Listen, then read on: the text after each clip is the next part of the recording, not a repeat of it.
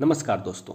जैसा कि हम जानते हैं कि 9 दिसंबर को अरुणाचल प्रदेश के तवांग सेक्टर में भारत और चीन की सेना के बीच झड़प हुई थी और यह बात भारतीय सेना ने सोमवार को एक बयान जारी करके बताया था, जिसमें उन्होंने आगे बताया कि दोनों ओर से करीब 30 के आसपास सैनिकों को चोट पहुंचा है।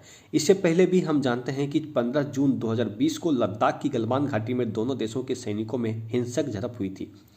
उस झड़प के दौरान भी भारत के 20 जवान शहीद हुए थे। वहीं पर चीन ने अपने 4 जवानों के मारे जाने की बात कबूल की थी। हालांकि ऑस्ट्रेलिया के एक अखबार ने अपनी रिपोर्ट में दावा किया था कि इस झड़प में चीनी सेना के कम से कम 38 जवान मारे गए थे। इसके अलावा बहुत सारे ऐसे मौके आए जब भारत और चीन के सैनिक एक दूसरे के साथ भिड़े थे, लेकिन इस तरह से ज़्यादा नुकसान कभी नहीं हुआ था।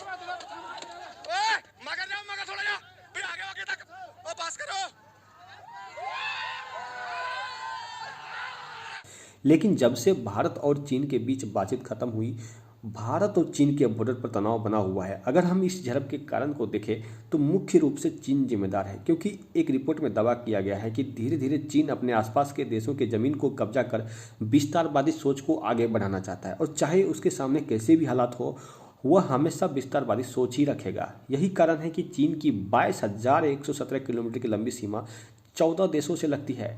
चीन की इन 14 देशों से किसी न किसी तरह का सीमा विवाद है ही। इतना ही नहीं, सिर्फ ये 14 देश ही नहीं बल्कि चीन 23 देशों की जमीन पर अपना दावा करता है। पहले से ही चीन ने 6 देश पूर्वी Turkestan, Tibet, Inner Mongolia, Taiwan, Hong Kong और मकाओ पर किसी न किसी तरह से कब्जा करके रखा है। इन 6 देशों का कुल एरिया चीन के कुल एरिया का 43% है। वहीं पर कजाकिस्तान के बारे में चीन का कहना है कि 1644 से 1912 के बीच चीन के किंग राजवंश का शासन रहा है। इस लिहाज से तजाकिस्तान पर उसका हक है। किर्गिस्तान में भी चीन अपनी दावेदारी थोपता रहा है। चीन कहता है किर्गिस्तान के बड़े हिस्से पर उसका अधिकार है। अफगानिस्तान से सीमा समझौता होने के बाद साल 1963 से चीन अफगानिस्तान के बड़े भूभाग पर अपना आधिपत्य जताता रहा है। अक्साई चीन तो पाकिस्तान पहले ही चीन के हवाले कर चुका है, लेकिन चीन से सटे पाकिस्तानी इलाके पर चीन अपना दावा करता रहा है। नेपाल के बड़े हिस्से पर चीन अपनी दावेदारी ठोकता रहा है, और ये विवाद नया नहीं है, बल्कि 1788 से 1792 के बीच चीन और नेपाल के बीच हुए युद्ध के समय का है। चीन कहता है कि नेपाल तिब्बत का हिस्सा है, इस लिहाज से पूरा नेपाल चीन का हुआ है। चीन कहता है कि वियतनाम पर 1368 से 1644 के बीच चीन के मिंग राजवंश का शासन था, इसीलिए पूरा वियतनाम पर चीन का हक है। यूँ तो चीन के नॉर्थ कोरिया से अच्छे संबंध है, लेकिन इन संबंधों के बावजूद नॉर्थ कोरिया के जिंदाओ इलाके पर चीन ने अपनी दावेदारी ठोक रखी है।